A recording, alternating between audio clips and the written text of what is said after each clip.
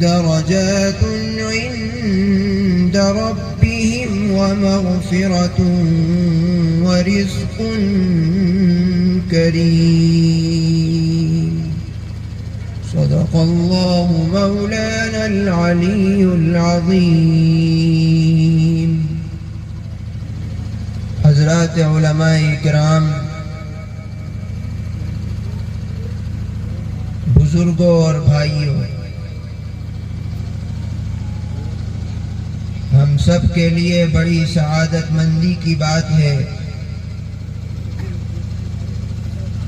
کہ دین کی نسبت پر،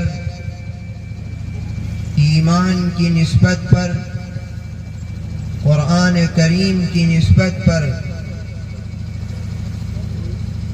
یہاں ایک بے آب و گیاہ میدان میں جمع ہونے کی توفیق ملی ہے.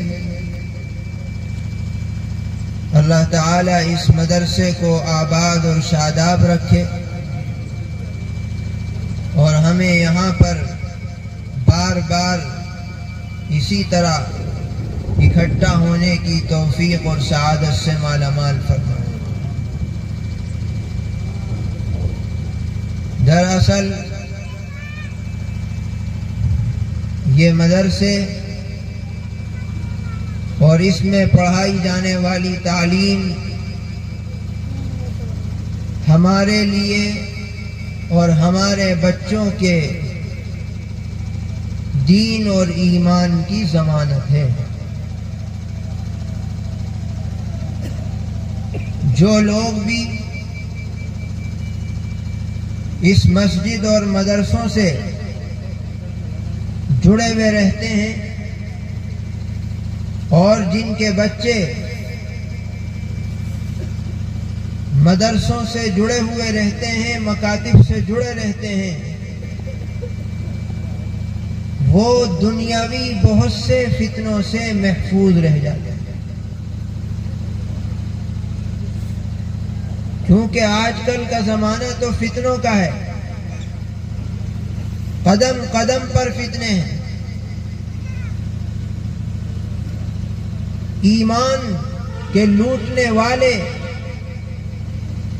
ہمارے دین کو ختم کرنے والے، پوری کی پوری ایک لوبی لگی ہوئی ہے. اس پر پوری فنڈنگ ہو رہی ہے کہ کس طریقے سے مسلمانوں کے دل و دماغ سے ایمان کی اور دین کی حیثیت کو ختم کر دیا. جب اس ملک میں انگریز تجارت کے نام پر، ترقی کے نام پر آئے تھے تو ان کے نزدیک سب سے زیادہ جو چیز پریشان کن تھی وہ مسلمانوں کا دین اور ایمان تھا. وہ حضرات علماء اکرام تھے جن کے دل و دماغ میں جہاں ایمان کی، قرآن کی، دین کی محبت رچی بسی تھی، وہیں اپنے ملک کی محبت بھی ان کے دل و دماغ میں رچی بسی. انہوں نے جہاں مسلمانوں کو دین پر، ایمان پر جمانے کی فکر کی، وہیں اپنے دیگر مذاہب کے لوگوں کو ان کے ملک کے تعلق سے ان کو جمانے کی، ان کے اندر محبت پیدا کرنے کی بھی فکر کر رہے. ورنہ حالات ایسے ہو گئے تھے کہ کوئی انگریزوں کے خلاف بولنا بھی گوارا نہیں کرتا، کوئی مخالفت کرنا بھی گوارا نہیں کرتا کہ کہیں کوئی جاسوسی نہ کر دے، کہیں کوئی مخبری نہ کر دے. انہی مدرسوں کے پڑھے ہوئے حضرات علماء اکرام نے ان کے اندر جا جا کے ان کو سنبھالا کہ ارے تم ڈر کیوں رہے ہو، یہ تمہارا ملک ہے، تمہاری سرزمین ہے، تم تم اپنے اس سرزمین کے مالک ہو، اور جو تمہیں اس سرزمین سے ہٹانے کی کوشش کرے گا تمہیں اس کے خلاف کھڑا ہونا پڑے گا، اس کے بغیر تم اپنے ملک پر ثابت قدمی نہیں دکھلا سکتے۔ اللہ تعالیٰ ان ہمارے اکابرین کی قبروں کو نور سے منور فرمائے جنہوں نے اپنی پوری زندگی اسی طرح کی محنت میں لگا دی، اور ہم لوگوں نے تو اس دور کو دیکھا نہیں ہے، ہمیں تو بیٹھے بٹھائے آزادی مل گئی۔ ان لوگوں نے کتنی محنت مشقت برداشت کی، تانے برداشت کیے، مخالفتیں برداشت کی، اپنے دین کے اعتبار سے بھی، ملک کے اعتبار سے بھی، لیکن وہ پیچھے نہیں ہٹے، آخری دم تک مقابلہ کرتے ہیں۔ اللہ نے ان کی جد و جہد اور ان کی محنت کا ثمرہ ہمیں آزادی کی شکل میں دیا، لیکن آپ کو حیرت ہوگی کہ جو ہمارے اکابرین ملک کی آزادی سے پہلے ملک کو آزاد کرنے میں لگے ہوئے تھے، وہ ملک کی آزادی ملتے ہی مسلمانوں کے دین اور ایمان کو بچانے کی فکر میں لگ گئے کہ کہاں جو مسلمان اس ملک میں بسے ہوئے ہیں، دور دراز علاقوں میں، گاؤں میں، دیہات میں، جنگلوں میں، ان کے دین کو اور ایمان کو کس طریقے سے باقی رکھا جا سکتا ہے، اس کی فکر میں وہ گلی گلی کونے کونے کے لیے نکل گئے۔ شیخ الاسلام حضرت مولانا سید حسین احمد مدنی نور اللہ مرقدہ، آزادی کے وقت ان کی عمر 70-72 سال ہے۔ وہ چاہتے تو ملک آزاد ہو گیا، سکون سے گھر بیٹھتے، مدرسے میں پڑھاتے رہتے، لیکن نہیں،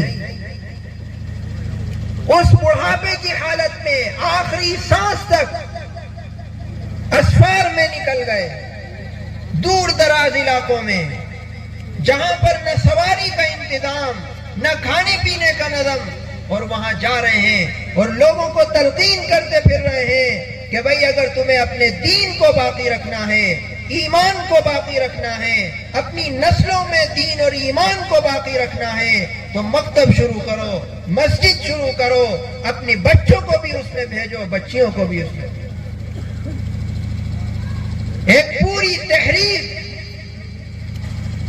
مکاتب کے تعلق سے ہمارے اکابرین نے اس ملک میں شروع کی، اور ماشاءاللہ جمعیت علماء ہند کے پلیٹ فارم سے ہزاروں مکاتب، منظم مکاتب کا نظام جنگلوں میں، گاؤں میں، دیہاتوں میں، شہروں میں سب جگہ قائم ہے، اور بعض مکاتب تو ایسے ہیں جن کا پورا خرچہ جمعیت اپنے فنڈ سے دیتی ہے، اور ماشاءاللہ جو بھی بچہ اس مکتب سے جڑا ہوا ہے وہ اپنے دین پر قائم ہے، اپنے بنیادی عقائد کو پہچانتا ہے، پریشان کن حالات میں کس طریقے سے قرآن کریم ہمیں رہنمائی کرتا ہے، ہمارے احادیث مبارکہ ہمیں کس طریقے سے رہنمائی کرتی ہیں، ہمارے آقا جناب نبی کریم صلی اللہ تعالی علیہ وسلم کی مبارک زندگی ہمیں کیا رہنمائی کرتی ہے، وہ بچہ پوری طریقے سے سمجھنے والا۔ قرآن کریم کی جو آیت میں نے آپ کے سامنے پڑھی ہے، اس میں ایمان والوں کو کی 5 صفات بیان کی جا رہی ہیں کہ ایمان کس چیز کا نام ہے۔ صرف یہ سمجھ لینا کہ ہم ایمان والے ہیں اور مطمئن ہو کے بیٹھ جائیں، اللہ کے ہاں سچا پکا ایمان والا وہ ہے جو ان 5 صفات کو اپنے اندر پیدا کرے۔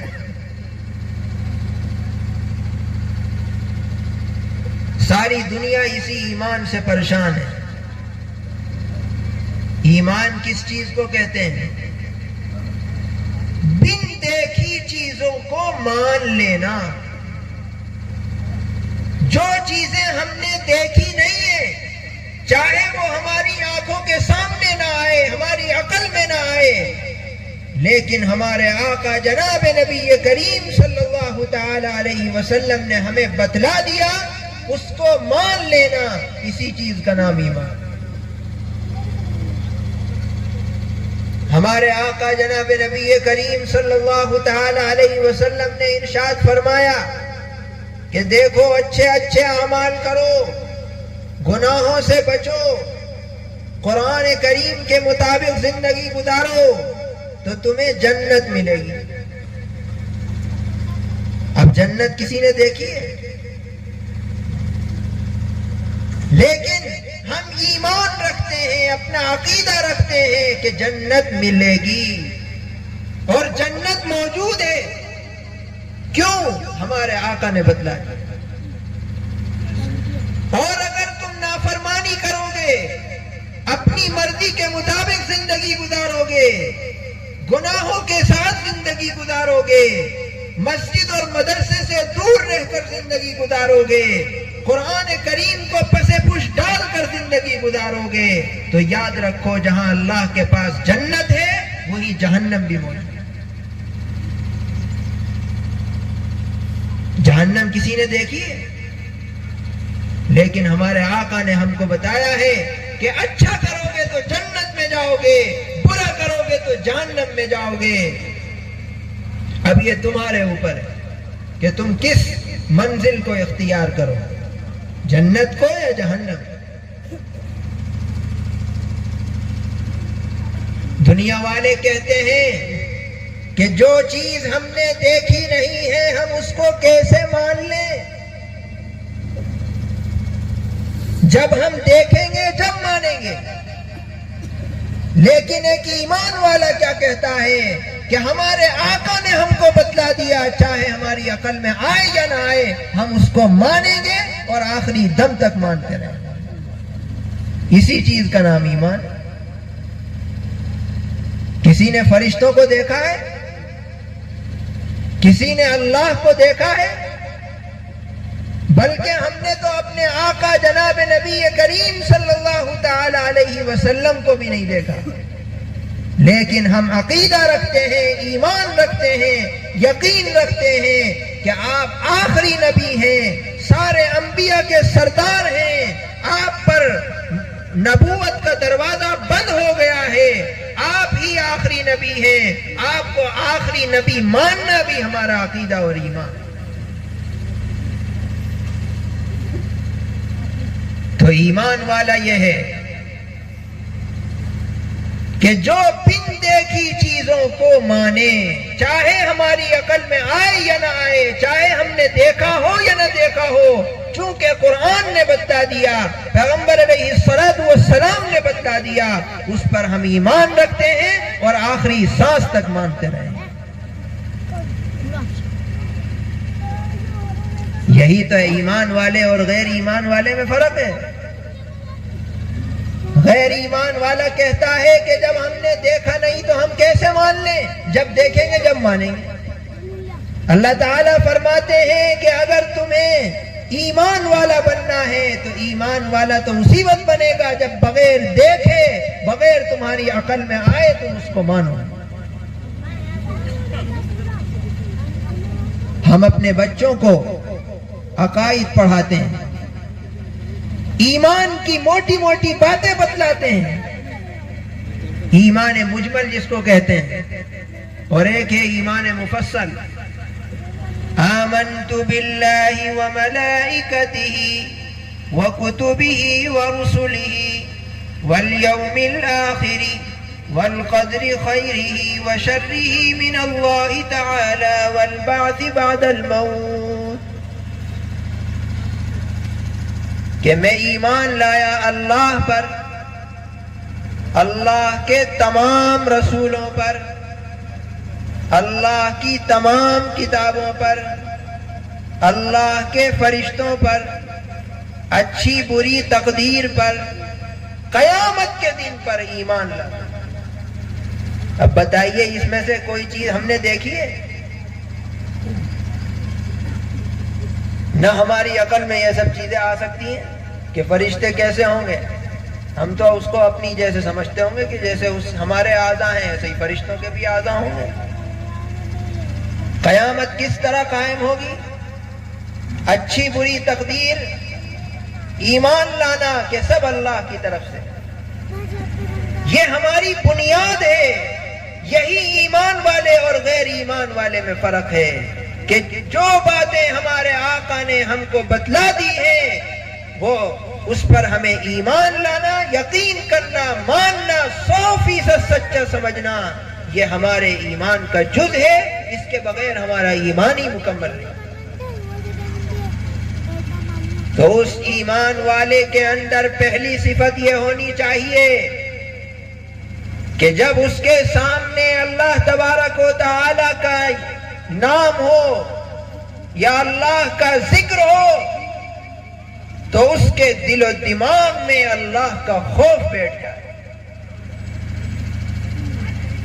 ایمان والوں کی 5 صفات، ان 5 صفات میں سے پہلی صفت یہ ہے کہ جب ایمان والوں کے سامنے اللہ تعالی کا ذکر ہوتا ہے، اللہ تعالی کی باتیں ہوتی ہیں، اللہ تعالی کے احکامات بتلائے جاتے ہیں، اللہ تعالی کی باتیں اس کے سامنے ہوتی ہیں، یا وہ ذکر و اذکار کرتا ہے اللہ کے مبارک نام کے ذریعے، تو اس کے دل و دماغ میں اللہ کی عظمت، اللہ کی کبریائی بیٹھ جاتی ہے اور وہ اللہ کے احکامات کو سن کر اس کے دل لرز جاتے ہیں.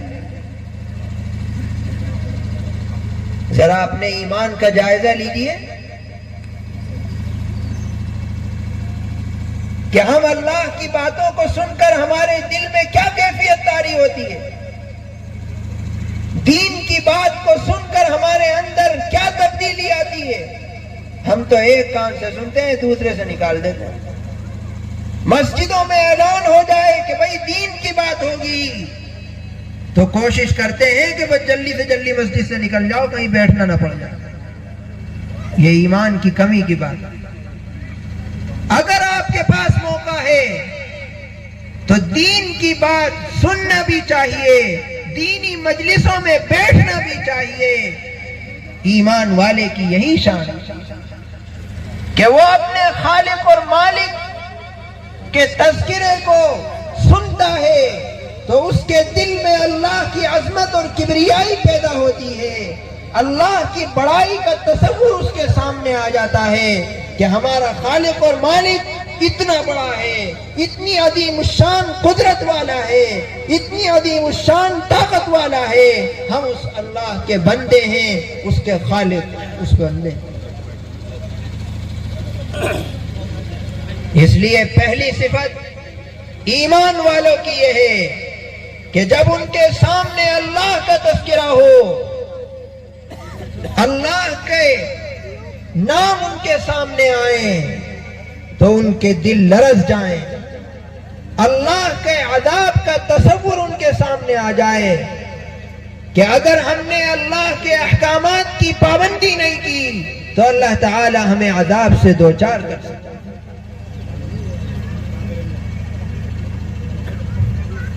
وقت بہت ہو چکا ہے، حضرت چچا جان بھی تشریف لا چکے ہیں. میں قاری ہارون صاحب کو اور کمیٹی کے لوگوں کو مبارکباد دیتے ہوئے اپنی بات ختم کرتا ہوں اور امید کرتے ہیں کہ اللہ تعالی اس چراغ کو قائم اور دائم رکھیں گے اور جو بچے یہاں سے وابستہ ہیں وہ یہاں سے دین کے نشر و اشاعت کرنے والے بنیں گے، پورے معاشرے کے لیے دینی ماحول قائم کرنے کا ذریعہ بنیں گے. اللہ تعالی ہر طرح کے شرور اور فتن سے اس مدرسے کی حفاظت فرمائے. وآخر دعوانا الحمدللہ.